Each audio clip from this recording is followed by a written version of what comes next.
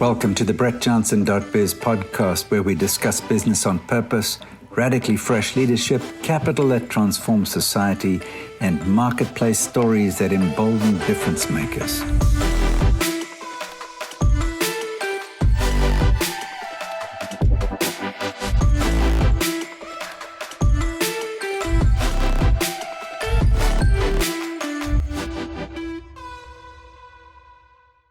Well, welcome to the Repurposing Business podcast. I'm Brett Johnson, your host, and I'm here with my good friend Natchi Lazarus, all the way from India today. Welcome, Natchi. Hi, everyone. It's great to be here. Thanks for having me, Brett. And Natchi is the author of The Connected Church, and he does a lot of work in the digital space. And it's that journey where he's invested a lot of time getting practical experience. And that's now evolved, Natchi, into the Web3 space. And I've seen that more and more over the last year or so, you've been delving into that, right? Yeah, it's been quite a journey. It's just seeing Web 1 and 2 and now looking at Web 3 from a just entry point of view. It's been very exciting. Yeah, it's been quite a journey. Great. So for some people who are listening to this, Web 3 is a bit of a mystery, and we're not going to try to explain the technology today. But what we will do is explore 4 areas. So stick with us throughout the program, because Natchi and I are going to talk about the content side. What happens to the content? In Web 1, people just displayed things. It was like a restaurant menu, but electronic. And Web 2, there was more interaction, and people had their Facebook accounts and other things where they could comment and go back and forth. But Web 3 is different, and we're going to talk about it from a content side. And then we'll talk about commerce. What happens, because there's cryptocurrencies, there's other means of exchange, there's different ways of storing value, building wealth, actually doing business, trading. And so we're going to dig into the area of commerce.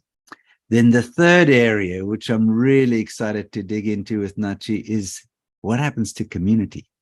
What happens to community with Web3? People are talking about testimonies on holograms. They're talking about virtual reality or augmented reality. Is this just pie in the sky, or is this going to change the game? Which leads us into the final thing, which is what happens to the course of the kingdom. Many years ago, Natchi, I was asked to speak at a conference on what is the church doing with technology.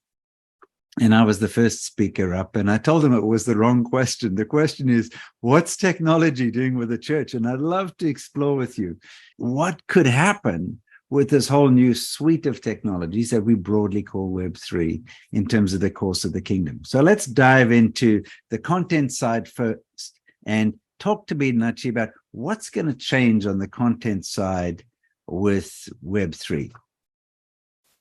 So first, before we jump in, I just want to say, the moment we say Web3, generally people, when I talk to leaders, ministry leaders, business leaders, the moment we say Web3, they think it's crypto. There are these jargons and words that are popping up, that the words that we generally use. And then they think, oh, crypto is the first thing that comes in their head, and they dismiss it.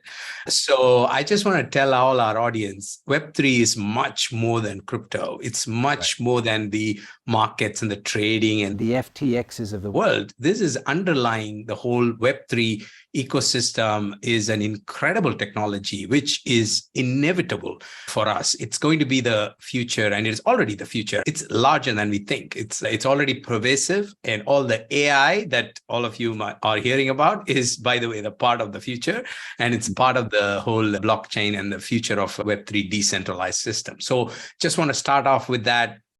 And also, I'm just going to jump into a couple of slides with me, Brett, but feel free to stop me whenever you think we need to talk about something. So the first thing I want to tell our audience is this is those of you in business, most of our REAP community, you guys know this is the Gartner hype cycle. So any technology goes through this hype cycle that you see on the screen and starts any innovation that's triggered by something, and then it goes up and then goes down and then stabilizes. So this is the Gartner hype cycle right there. If I move my head, you see the plateau.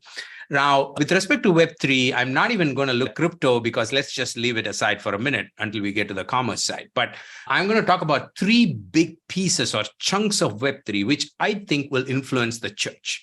which I think will influence the faith-based community, whether you're a businessman or a church or a nonprofit working in this space. As far as God is concerned, these three things are already evolving. So if you look at NFTs, the NFTs have already crossed the first hype cycle, and they are in the downward curve as of now. As you all know, NFTs are tokens. We will talk about that more in a minute, but basically think of them as tokens or tickets. If all of you use Apple Wallet, the wallet app that you have in your apps, iPhones, or in your Android phones. So you just basically pull up a QR code, you show it to the airline, and you walk it. So that's a token. So NFTs are tokens like that in a decentralized world. And then DAOs are another technology that is actually getting to the peak right now, very close, which is the decentralized autonomous organizations, which is a contract.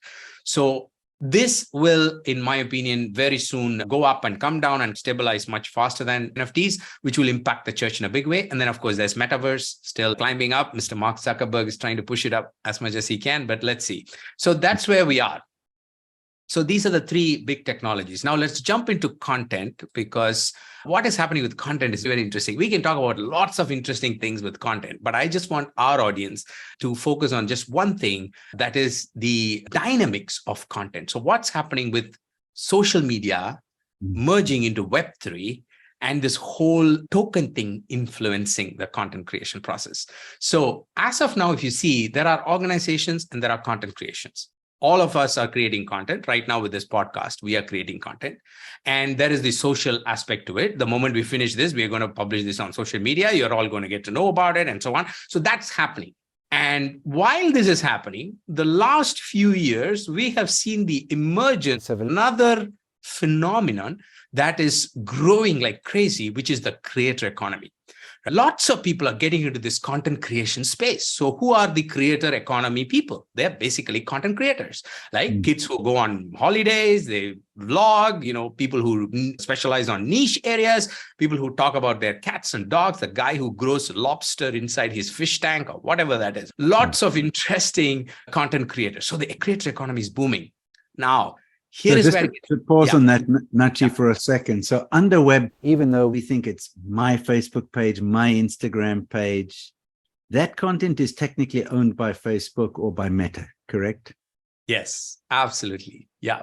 And so you're saying it's different in Web3. Yes, this is where it gets interesting. So far, whatever I said was Web2 system, and the creator economy is growing very fast. But now we are getting to a point, Brett, where the content that's created is actually sitting in somebody else's pocket. And as you rightly said, in just a couple of people's pocket, right? And they are controlling it. They are saying, oh, don't worry, we'll pay you millions. But actually, that millions is just a tiny trickle of what it could be potentially worth, right? Even the largest creator told me in one of the Web3 conferences that what he makes in one platform, he makes $100,000. In the other platform, the same content is just giving him like a couple of $1,000. So he is like, with the same audience, that's all I earn. So it totally depends on the platform, on the people who control that. Now, this is where Web3 kind of comes in. So all of you content creators listening to us, now, when you create content for your faith-based community, for your business, there is a way in which you can actually take control back and start owning the content, start owning the monetization ability of the content. One side is monetization. The other side is even reach, for that matter. With this whole system that is there right now, even the reach is controlled in a way. It is centralized. Now, what if tomorrow YouTube doesn't like what we're doing? What if they don't like this podcast interview, or Facebook doesn't like what we're doing? Hard luck. You can't do much about it, right? But there are ways. So this is where Web3 starts becoming important.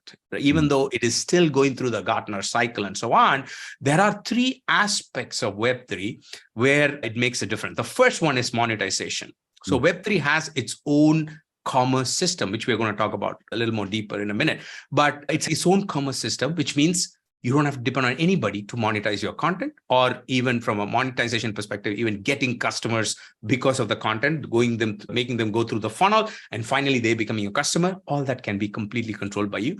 The second is just organizing your content, keeping your content organized in the way you want it to. See, today we create a video, and if I think Facebook is not going to like it, for example, if I use a word which is in the negative policy of Facebook, I need to change the word. I can't even organize it the way I want. So that is going to change. You organize your content however you want. That's going to happen. And then finally, storage, even storing your content. It's going to be, right now you pay for storage, you pay for this, but now with the blockchain technology, even that is going to change. You don't have to pay for hosting, you don't have to pay. It's all spread out. You will pay, but it's more like a centralized storage and so on. So basically, the three big headaches of a content creator, which is monetization, organization, and storage, is completely going to be taken care of by the Web3 technology. So Natchi, just on your second point over there, the organization, it's a big deal because truth is under attack.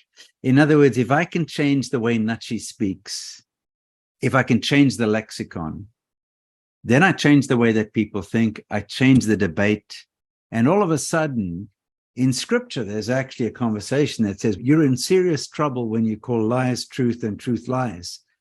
And the control of the lexicon, you cannot use these trigger words because you'll get canceled, or you'll get delisted, you'll get downgraded, is a problem. So this is a big deal. So Web3 provides an opportunity for the preservation or the retention of truth, potentially. Absolutely. I think from a faith-based perspective, I think for us as a community to just grasp this whole Web3 business is important, because at the root of it is decentralization. At the root of it is having freedom from systems that could potentially be out of our control, and that in turn dictating what we do. So that is going to be, in any way, it's going to be a hindrance. It's, if you can think of it, in my last conference, I heard this amazing guy, Josh Rosenthal, talk about how in the medieval age, he compares the whole Web3 revolution right now with the medieval age revolution, how people didn't have the power, they didn't know what to do, it was all the landlords and so on.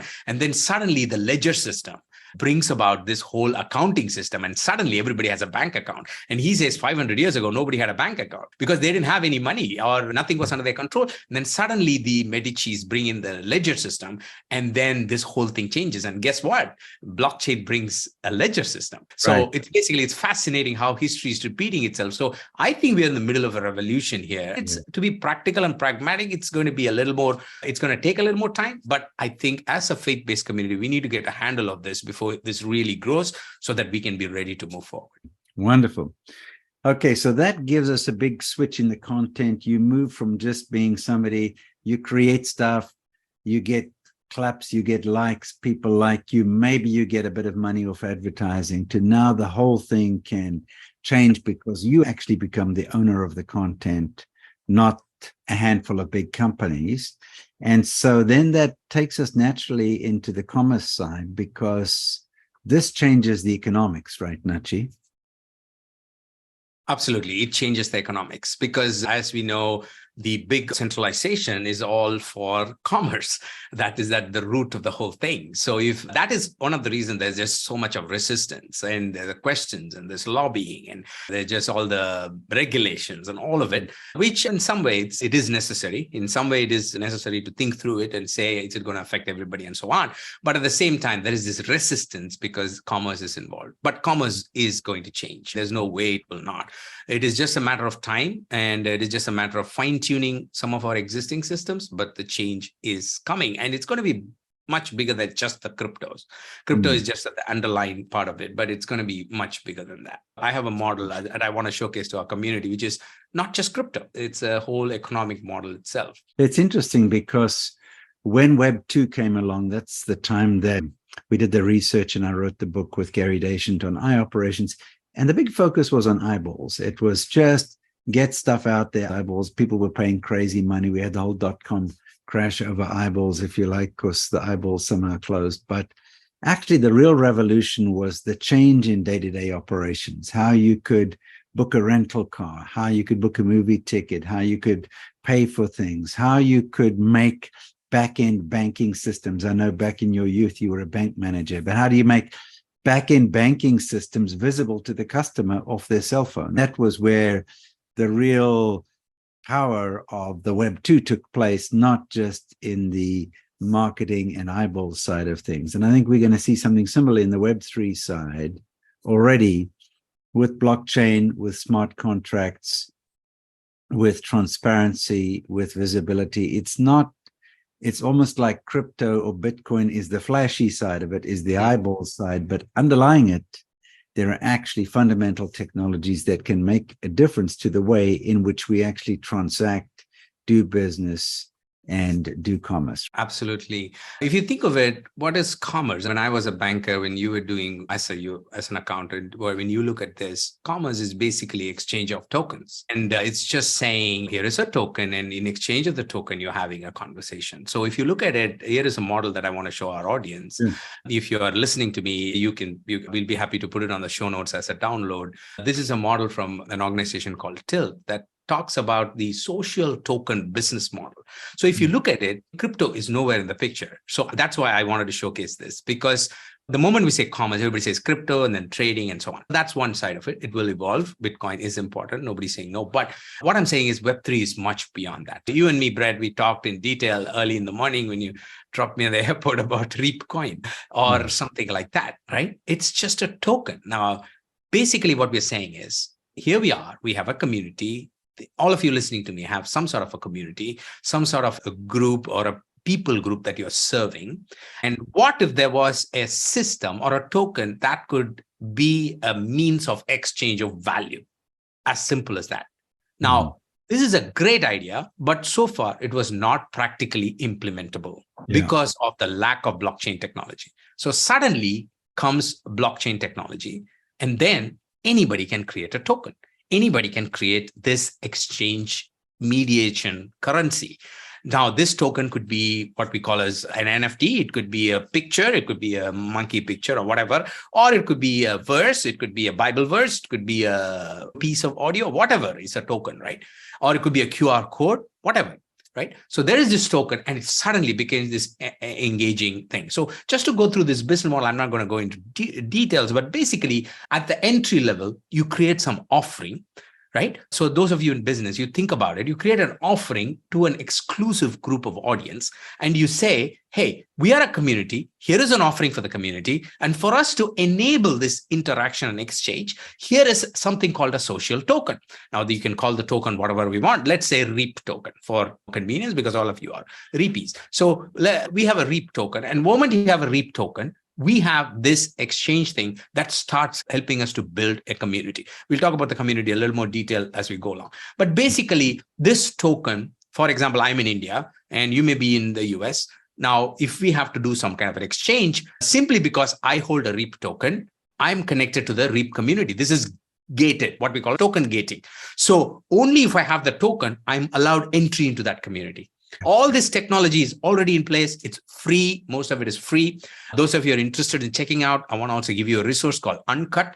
Go and check out a site called Uncut that lets you create a community free of cost with NFTs. You can create multiple NFTs. You can gather your group of people, and you can right now create a community and play around with it. Now, you can go to different levels with it, but Uncut would help you just get to the free aspect of it. So you create that community. And then because I have a token, I enter the community. Because you have a token, you enter the community. And let's say you're in Indonesia or you're in South Africa and I'm in India. We all enter into this community because we hold this token. And this enables us to create something incredible for God. Now, could that be commerce? Could that be commercial? Yes. It could be transaction of business. We can say we could do business with each other right now, even if you don't want to use cryptocurrency. Just because in the community, you have a trust level, I have a trust level, maybe we could work together. Maybe we could get into a contract. Maybe I could offer my service. But how do we offer service? By connecting with each other. And we had no way of connecting with each other before, but now this token has suddenly given us access to connect with each other. So you see the business power of the business model.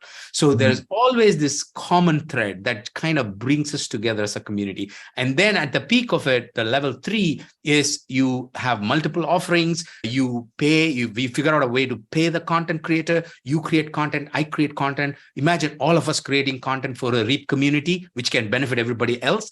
And it gives you visibility, it gives you business connections and so on. So basically, this kind of organized system enables commerce. So commerce is basically a group of people coming together and having an exchange. And there is no better way than a Web3 system with social tokens. To enable that, of course, there's also crypto to this equation. It reminds me very much, a few years ago, there was a guy named David Livingstone, and he went as an explorer to Africa, you'll remember.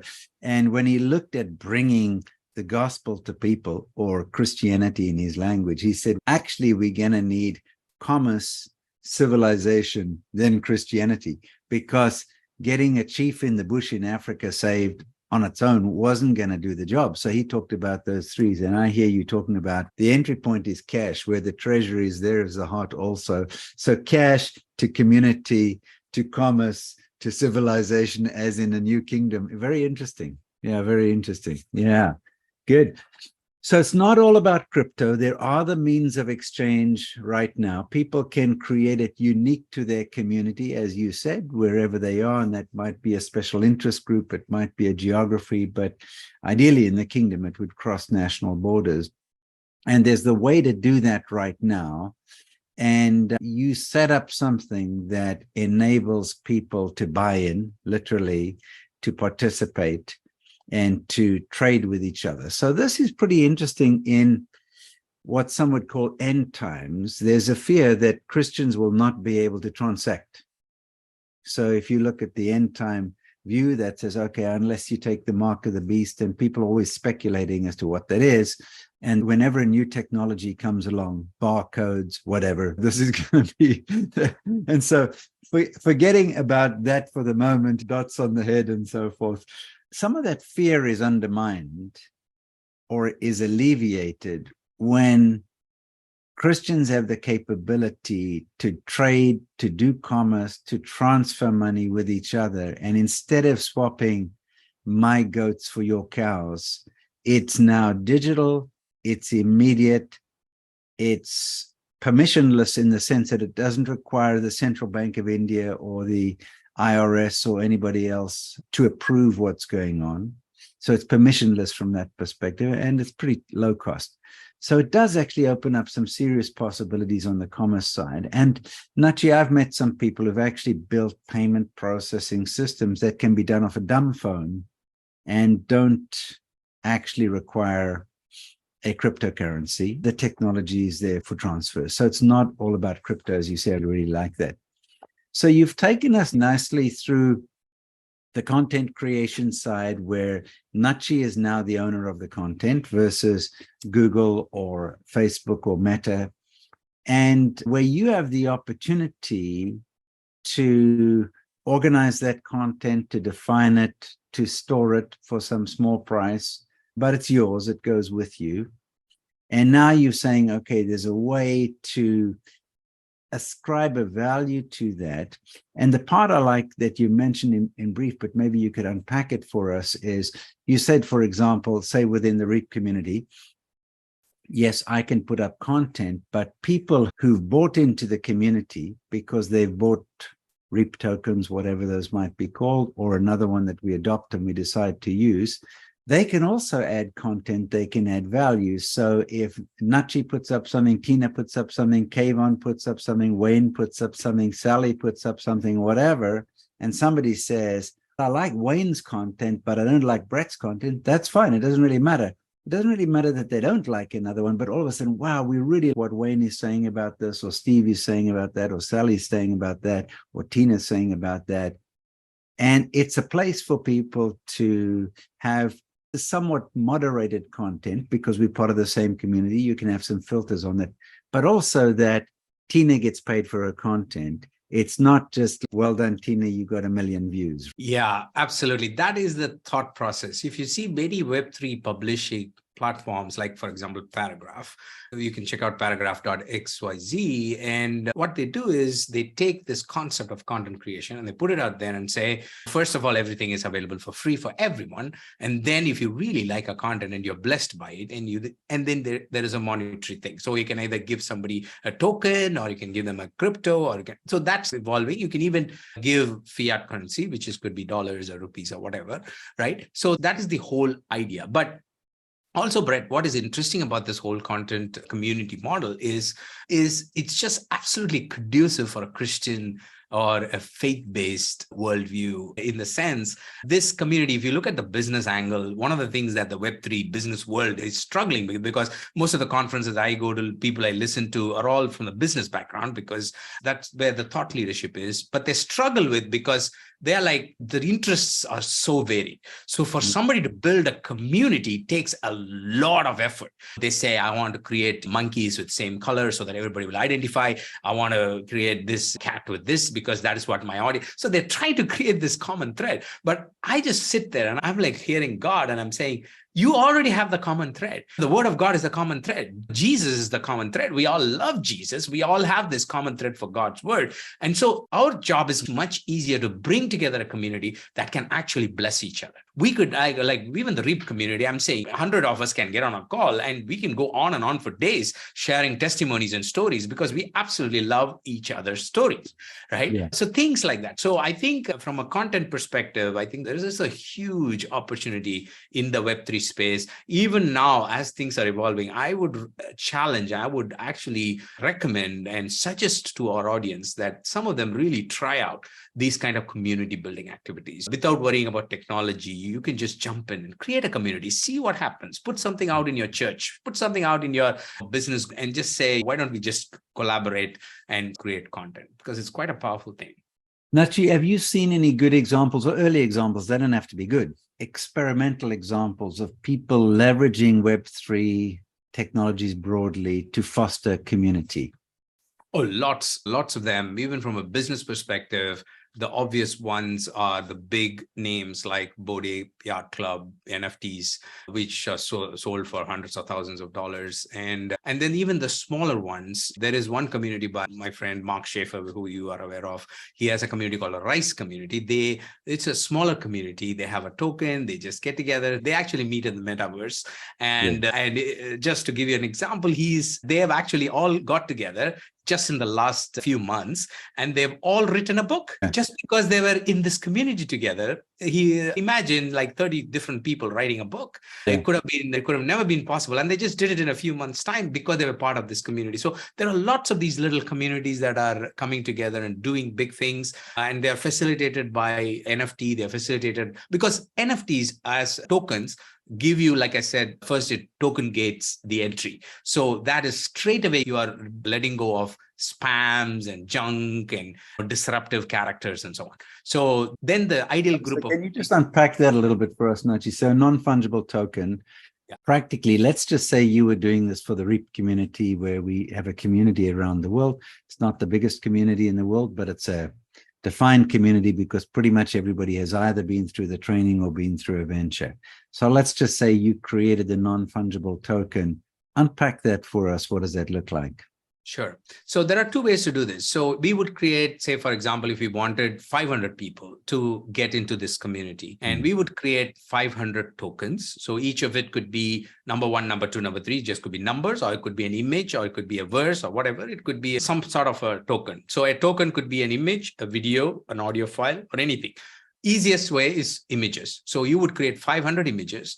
You would go to like 500 tickets, right? 500, exactly. So they're like tickets. So 500 pieces of ticket, but digital tickets. So then you would put them up on a platform. There are many platforms you could put them up on, OpenSeas and so on, or you can use the platforms like I told you, Uncut, which does all the work for you. You don't have to do any technology stuff. So then people who you want to join, you would ideally right now email them, or you would send a Twitter message or a WhatsApp message and say, hey, here's the link, go there and get the token. So that is an activity that they do. Now, there are tokens that you would get with a crypto wallet, or there are tokens that does not even need a crypto wallet. So basically people get that. And today there are some tokens. So you could choose either to have a paid token or a free token. So I would say if you're doing a token, do at least a very small amount, like 50 cents or $1 or something like that, just to have a filter, because then you're avoiding all the spam and so on. So people would buy something for like almost a negligible amount, and they would get that token. And once they get that token, the technology, blockchain technology, has this beautiful thing called token gating. So when you open up a group, so if right now you have a Facebook group, anybody can join the Facebook group if it's an open group, right? But here, the technology will automatically check whether you have that NFT or not. whether you have the token or not. And only if you have it, you get entry. Now, you can have different levels of tokens. You can say one level of token is only for the administrative group, and they would enter certain space. The one level of token is only for the board members and things like that. So you have different levels of token, and it's all automated. Like nobody's moderating, you don't need it. So it's very scalable, and those technologies are already available, and most of them are free. So you can just enter there, and people enter it, and they start, because you nicely token gate the levels. If you plan it nicely and you strategically get people into different spaces, for example, in REAP community, we could get all the bankers in one community. So they would have this interesting faith-based banking conversation, and you could get all the ladies who are in the fashion space or things like that. So you decide the token gating structure and you make them enter. So now you can start seeing the applications of this thing, right? And this whole thing is scalable, it's automated, it's free, and it's decentralized. Nobody can come and say, oh, you've got a room full of Christian bankers, I'm not going to allow that. Nobody can say that. It's on the blockchain. And it's all referenceable, it's verifiable, and everybody's real. There cannot be bots, there cannot be spams. I love that. So in our context, you got involved in REAP in 2006. And prior to that, for about 3 years, consultants were trained. So we can say to people, look, if you went through consultant training, you've got a free token or you've got a token, right? If you went on a venture, you get a token for every venture you go on. If you were a trainer, a facilitator doing training, or a team leader, so you can almost put different coinage or tokens to different things that have been done. And automatically that would say, so if you looked at this guy and you said, Don Smith, he's a 5 token guy.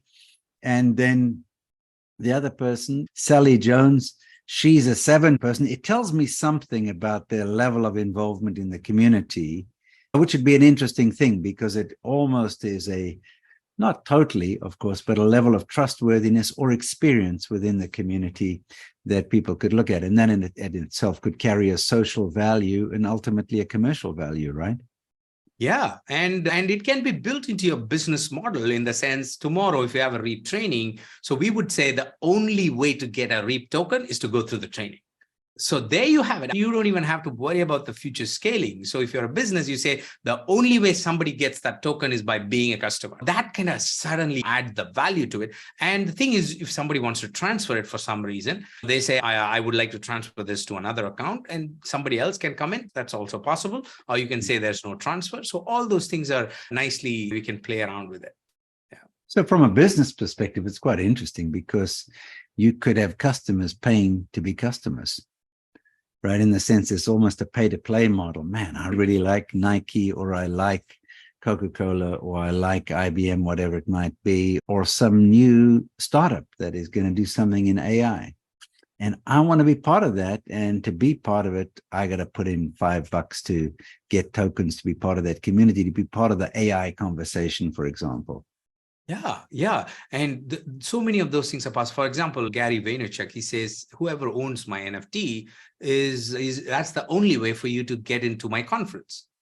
He does not sell tickets at all. So his tickets are already sold for the next 10 years. He doesn't have to do anything. Imagine the business proposition and value of it. And everybody who comes to that event are people who are crazy about that brand, about that name, and they already identify. So they're just an incredible brand affinity. People tattoo the NFT on their thing and so on. So there's just an incredible affinity, because you are part of, and especially think of it from a faith-based perspective. If you're part of this community day in and day out, you go to the Discord channel or whatever you use for community building, and you talk to these people, you become like family. And then imagine, out of those 50 people, somebody starts a venture and they say, hey, we are looking for a venture capital. They don't have to look for a venture capital. These 50 people would just throw in, and they would empower each other. And you don't have to even go recruiting, because suddenly this community is full of people who might help you with your business. So there's just this lot of interesting models. There's one NFT that gives you access to home rentals for the next every year. One of my friends has this NFT that gives him, every year he can stay in a 5-star accommodation free of cost 3 times a year, just because he holds this NFT. So things like that. So suddenly in the REAP community, somebody might say, look, I've got all this, like our friend Makil, he has this thing in some part of the world, and he can say, whoever holds the REAP thing, he gets a stay once a year or whatever, one day. That's like my thing to the community. And suddenly there's just, so these kind of value additions. So over time, what happens is people are waiting to get into the community. Very interesting. So you're saying we could, within a community, people could say, what do we have in our hands? Okay, we've got a glamping site, we got a tiny house. And for people who have bought tokens, who are part of the community, first come, first serve, but we allocate so many nights in the tiny house, for example. And somebody else might say, I've got books, and you can get unlimited rental access, just like you can rent books off Kindle, for example. You could get access to certain things over there. And that's very interesting. And then on the investing side, Natchi, it's quite interesting because one of the things that we've talked about in our community is the Global Giants Foundation and setting up a mechanism to be able to invest in kingdom businesses on an evergreen basis. And I don't like the traditional venture model. Some of the VCs on the call and private equity people are going to flip about this. But the more I think about this, and I've thought about it for decades now, but the more I think about it, and we can joke about vulture capital versus venture capital, and venture capital has done good stuff, and private equity has done good stuff for serial entrepreneurs who want to start businesses and exit. The problem is for many Christians, their business is their calling, their business is their ministry. That's what we teach. So why would you exit from Open Minds? Why would you exit from your calling? But the traditional VC term papers, the way the contract is written, the not so smart contract is it's up or out. That's the way it is. So it inherently disconnects from a convergence perspective where we look at the integration of career, calling, creativity, and community. It fragments that. It separates people from their calling, from their community, and from their co-creation with God. It's fundamentally the antithesis of convergence, the current models. So I'd prefer to see a different model, and we can unpack that sometime. But this does mean that you have an opportunity with shared gain. So if I said, yeah, I want to invest in Open Minds, but I don't want a single share. It's yours and Tina's business. It's your calling, but I would like to share in the revenues. I don't want a shareholding, but if I buy an Open Minds NFT or an Open Minds token, and you're able to expand from India into Australia, or you're selling these tokens so that you can go from India to Europe or wherever it might be. As Australia goes, so I'd like to benefit. If it tanks, I lose. But if you do, I get something. So unpack that a bit for me. Here is the amazing, thank you for bringing that up. I love it. First of all, I love the whole convergence thing that you talked about. I think it's absolutely true. But let me talk about this thing that you just mentioned. So let's just say somebody wants to invest into Open Minds, right? So what I could potentially do is I could create a decentralized autonomous organization called DAOs. You can look it up. So if you're listening to us, can look it up online. It's basically a smart contract, right? It's a contract. It's called a smart contract because you only create it once and you put it up on the blockchain for everybody to see. I can't change it the moment I create it. So what I would do is I would create a DAO for Open Minds and I would put it up on the on blockchain, and it would say anyone who invests X and X amount into the organization using an NFT will, if I get into Australia, for example, and I make X amount of money, they will automatically get 1% of it or 10% of it or 5% of it out of the currency. And that is automatically built into the smart contract. So actually, the moment I set it up, Brett, I don't have to do anything. So there's complete transparency. This is what I love about it, because this is where the faith-based principle starts coming. So there is one of the things that's hindering investors today is there is no transparency, especially in the Christian content, because half the entrepreneurs don't even know how to be that transparent because it's just in the bank and all of that stuff. It's not even their fault. But this system has transparency built into it. So any given point in time, somebody can go into the blockchain and see how this company is doing. And if we have the currency built into the blockchain, guess what? When I make that money in Australia because of your investment, I am not even disbursing it. It gets automatically disbursed. Yeah, I think that's fundamentally key, because with your banking background, and anybody knows, the world of banking is super opaque. Yeah. Particularly when you're transferring big amounts of money. The money went from India to South Africa or from the US to India, where is it? Oh, the banks got it. Oh, they're waiting for this approval. I mean, it's just a very opaque world. Whereas here, if I invest in Open Minds, Australia expansion in that particular thing, it's written into a contract, and your online accounting system basically says, there's our revenue, there's our profit. And if you do it off revenue, it doesn't matter what your profit is. If it's a 0.5% of revenue, kaboom, that gets paid out to the holders of that. And it's just an automatic. It's not, you have to have a monthly meeting and you and Tina decide how much are we going to give our NFT holders. You don't even have a say because it's written in the contract. Yeah. Absolutely. That is why I think it's absolutely revolutionary for the faith-based system. Now, that's we are talking about business. How powerful is that? Now, think of it from a nonprofit perspective or a church perspective. When somebody gives an offering or a tithe or whatever into a nonprofit situation, today we have no idea. Again, not the fault of the people who run it. It's just the system. Like, how do you even let people know that I bought a fan or a light or whatever, right? Here, it's like completely. So and also the other aspect of Web3 DAOs is that, Brett, there's a thing called allocation. So before the money comes, you allocate in the smart contract. So you would say, if there is $100 coming in, $10 would go towards the light and $3 would go to the fan, and $20 would go as a salary to the boss, and $10 would go to the salary. So the moment the $100 comes, the system sends the money out, right? Yeah, which is a big difference from, I remember when there was the big earthquake in Haiti, and some of the well-known US foundations, they raised hundreds of millions of dollars, of which 90% stayed with the foundation. It didn't get paid out there, and you have no control. You're hoping that, and the statistics there are quite horrible. Some organizations are really good. They push through as much as possible to the field. Likewise, some churches, one of the churches, probably the best case that I've seen is in Cairo, where 90% of their money is spent outside the church. They have hospitals, sport teams, and everything, and that's great. But very often it's very vague. And when I track the money inside churches, nonprofits, etc., if you look at an average church budget, what goes to serving the people in Jerusalem, Judea, Samaria, the ends of the earth, the bulk goes for Jerusalem and very little to the ends of the earth, let alone Judea, Samaria. So yeah, so this way you're saying it's in the contract and we pre-agree. If we're collecting money for the earthquake in Haiti or the refugee crisis over here, it's pre-written. X% is going towards admin overhead salary, and the rest is automatically going, and we cannot interfere with that. Absolutely. Absolutely. And this kind of transparency, Brett, I think is the key to growth of the church, the body of Christ. Because guess what's going to happen with the next generation? The next generation is going to come and say, look, do you have a DAO?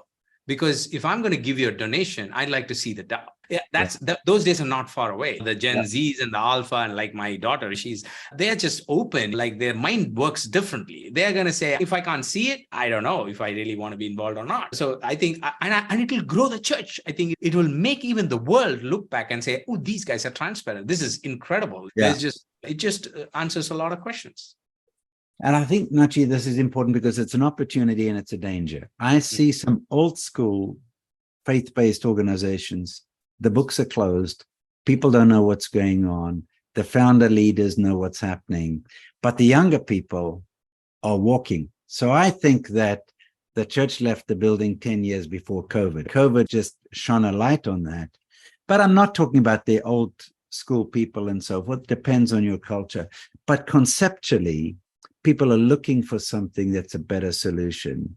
And so, but this creates a huge opportunity because, as you say, I have worked a lot with nonprofits, and their level of accountability is way less than a business has because of the legal structures, the reporting requirements. But this gives them an opportunity to decide up front, this is how we're going to handle the finances. It's going to be open. It's going to be transparent. And we're not going to mess with it. We're not going to take your money and then use it to put gold drinking bowls in the dog kennel. Yeah. And then see, from a very practical perspective, you don't have to do everything right now. I would say whoever's listening to me, if you're a nonprofit or a church or organization like that, you're probably wondering, oh, what happens if everybody has to say? And what if something goes wrong? What if somebody makes a wrong decision? Whatever. All that is fair enough. But as this thing evolves, I would say at least have one part of your ministry that has this model so that the younger person can come and say, okay, fine, the whole thing, the old thing continues as it is, but there is this little ministry called Web3 ministry where there is a DAO and the thing, and at least the church or the nonprofit is thinking in these lines. They're open to this idea. So it could be just $1,000 fund. It may not be big, but something, right, in that direction. I think that's good. Jesus said that a wise teacher is like somebody who brings stuff out of the storehouse, something old, something new. And so it's not like your whole church is going to flip on a dime and all of a sudden be Web3, but you can take a project. You can take a local service project, a missions project, even a building project. A lot of organizations want to do a building project, but where does the money go? Why are we asking for it? And so on. This is a good way to do it because it is transparent and so on. So I like those ideas. So Natchi, let's talk a little bit more about the future of the kingdom of God, just unpacking this whole thing. And I know that in your thinking that you've got 4 triggers that would trigger where things are going to go. Unpack that a bit for us.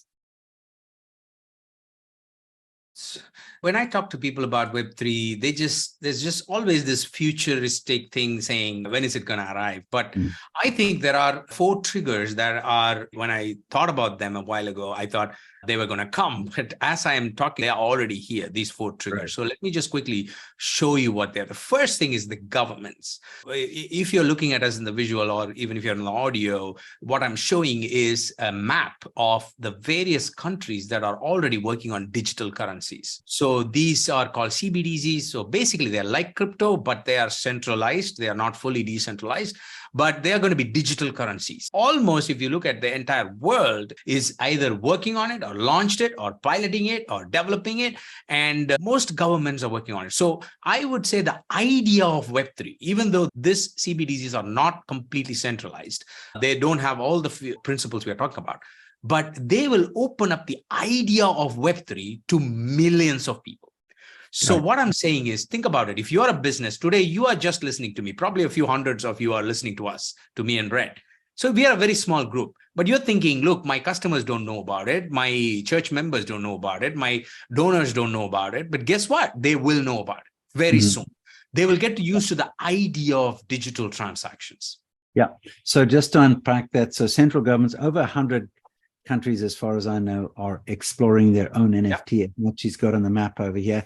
And even within the US, the state of Texas, Natchi, you might have seen that they announced that they're going to do their own Texas digital currency, and they're going to back it with gold. Quite interesting. So they have contracts with a couple of Canadian gold mining companies. And what they're saying is, when you buy a Texas digital currency, it's not going to be fiat. It's going to go back to a gold standard effectively, and it's going to be backed by gold. Quite interesting. Wow. And then there's another company that I've come across in South Africa. They've done amazing work. They've had a digital payment system for about 18 years. Some of the guys originally, you had interaction with them back in 2007. So they've had the payment system, which can do transfers and so forth. But now what they're doing is they're adding a coin, and they say every time you buy one of our tokens, one of our cryptos, it's not even a crypto, just one of our tokens, we will buy a Kruger Rand, which is gold, or a silver Kruger. So we're giving you a chance to take your fiat currency and back it with something that's more tangible, which is very interesting.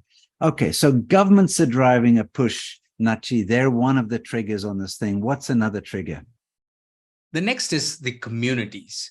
See, there's this company called Reddit that just said, we are going to open up this thing called NFT to our user base.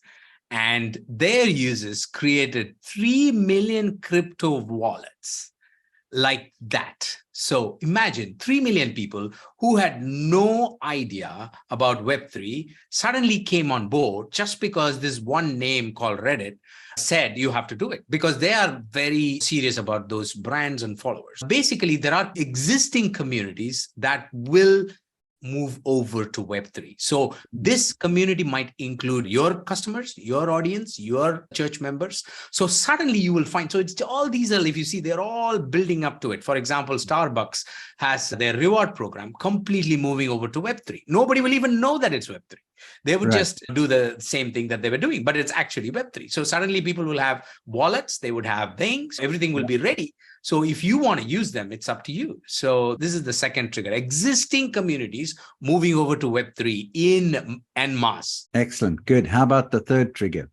The third is corporations, like I said, Starbucks, for example, and Nike, for example. Recently, Nike said there is a model of the shoe that you can buy only in the metaverse. And then guess what? People are going to be creating accounts, they're getting the thing. So there is this huge corporate push towards Web3 and towards metaverse and towards DAOs and towards NFTs and all these technologies that is also going to be contributing. So not just economies, but also big corporations that have a big say, almost the lobbying kind of a thing that will get into these opportunities. So that could happen with art. It could also happen with, you're able to buy a Tesla using Bitcoin, for example, or Dogecoin. But somebody could say, okay, I'm going to have certain products that are only available, and then I'm going to get paid in a different way, which also gives the company a way to spread its risk. Because if you're only doing business in rupees, and now you're doing business in rupees and Bitcoin or rupees and whatever the crypto is, then it's changing things, right? Yeah. For example, let's just say Starbucks, just the easiest example. I have a Starbucks card here in India. I can't use that in the US. I come to the US, I give my card. They say, oh, it's an India card because there are regulations, right? So then it becomes foreign exchange and so on. So I'm like, I just want coffee, for heaven's sake, right? But there are all these complications. But here, Starbucks, if they bring out this coin or currency or whatever that is, then they say, let's just get rid of that. So so without us even knowing, there is a cryptocurrency in a way that is become a mass, the tokens that we were talking about. So that corporations are well poised, Brett, to make this happen. And they will do it for their own benefit because it just makes commercial sense to them. They avoid tax, they avoid regulations, they avoid all the delays. And this just makes it so convenient for them to have a global reach. They can just imagine if Amazon was to come out with a currency and they say, you can just pay pretty much anybody in any currency and have a single Amazon.com instead of having each country. Boom. Imagine that. I wouldn't be surprised if they were already working on it. Yeah, very interesting. Yeah, because right now there are certainly the constraints. And as products are delivered digitally more and more, this totally makes sense on all the digital products. But as you say, even on a cup of coffee, you now become a portable Starbucks customer anywhere in the world. Yeah. I know I use Wise. It used to be called TransferWise. They're now just called Wise. Then they came out with a debit card. So then you load up the debit card because wherever you go in the world, you can use that thing. But now just without even a card. Fascinating. So those are three big triggers. Natchi, what's your fourth trigger? The final one is the big names, the entertainers. If you look at these influencers, for example, one of my good friends was involved in this project with Sylvester Stallone, where they created the NFT and so on. So suddenly, millions and millions of people are saying, I want this NFT because I like Sylvester Stallone. I had no idea what NFT is. I have no idea what a Web3 is. But just because, you know why? Because somebody who owns one of those NFTs gets a chance to have dinner with him. Gets a chance to get his autograph, gets a chance to meet him. I would do anything to do that if I was his fan, right? That kind of thing. So these entertainment companies, even sports for that matter, NBA Top Shot, if they had their own problems, but guess what? They onboarded as many people as possible on Web3. So basically, those are the four triggers, Brett, that I wanted to share just to let people know that it's not far away. We are not talking about some pie in the sky thing. It's not a long future. It's right now. It's happening right in front of our eyes. So as a community, we need to be alert. We need to be aware. We need to wake up and we need to say, what can I do to at least understand this, prepare for this, and at least take like baby steps towards this so that when these millions happen, see right now, if it's not happening to your customers, you're not very concerned. But what if one of these four triggers impact your own customers, your own audience, your own church members? Then you don't want to be left out because by the time you come, somebody else might take them away. So that's the idea. So I could see some unhealthy competition among Christian preachers. We have the Billy Graham NFT, but fortunately, we're not going to worry about that one now. But you could get people. There's people sitting in your church, and I'm Pastor Brett, and down the road is Pastor Natchi, and he launches an NFT. And the people from it could bring out some of the worst in us, maybe, right? Yeah, totally possible. Totally possible. But yeah, I think it has the positives outweigh the negatives. There's always going to be interesting things happen when these things gets thrown out. And it's also nice to see how they're all ironing out. The good thing is the commerce world is dealing with these right now and they're sorting it out.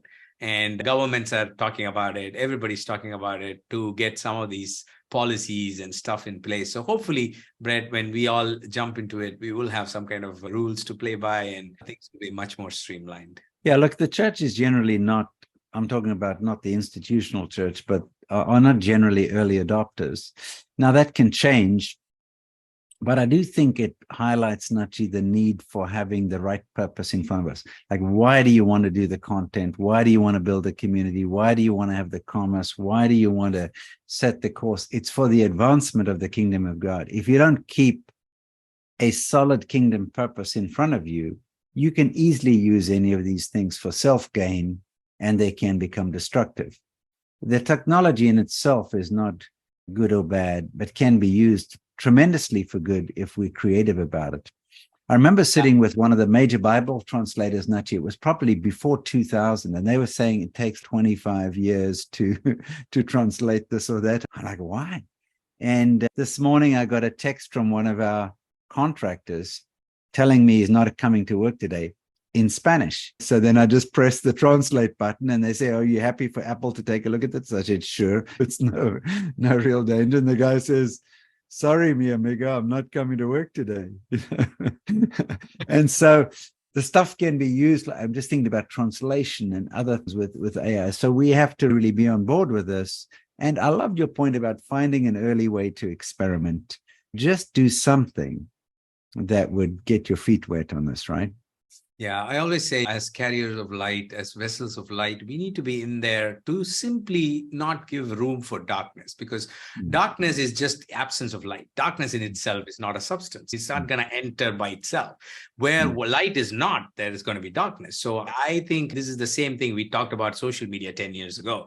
But right now, at least we have the opportunity not to catch up, but to lead. So as you rightly mentioned, I think Web3 is the first opportunity where as a church, we have an opportunity to go along with the development and not be left behind in a very distant thing. So I think we need to be early adopters. There's very less risk. There's not much of investment. It's just learning a new thing, being open to the idea of using this for the kingdom, because I think it's very conducive to the kingdom, the whole idea of decentralization, empowering the people, transfer of power, and so on. And it's just community enabling. Communities at the center of this whole thing. And I think it has everything in it that describes the church. So I think we need to be in there. We need to be creating the rules. As things are changing, we need to be influencing the system, and we need to create big things in the Web3 space so that the world will look at it, and we are the ones who are creating the rules, because we have the values, we have the right purposes in mind. And if we are early, it's good for the entire world. That's what I think. Yeah. I think Jesus came to democratize religion in some respects. So you had a priest class and you had the worker bee class. And Jesus said, look, after I come, you will all be named ministers. You will all be priests. Many of you, whatever your occupation, you'll be prophets, you'll be pastors, you'll be evangelists. And he democratized religion. And we have a technology here that can democratize content. It can democratize the community through a DAO, a decentralized autonomous organization. It's open from that perspective, that actually enables the creation of community and fosters community. And so I think this can be a powerfully democratizing technology or suite of technologies. And I loved your point, Natchi, about this being something which is it's not out there, it's already here. And when Jesus said, look, the scripture says we need to preserve the unity of the Spirit that's among us. We already have that. So we have a platform as a faith-based community that is already ahead. The hard part, God has already done. So adding the enabling technologies sounds awesome. So I love that point that you made. Natchi, this has been a great conversation. Any closing thoughts from your side? Yeah, I just want to encourage all of you to not be overwhelmed at this whole thing because it could sound techie and so on.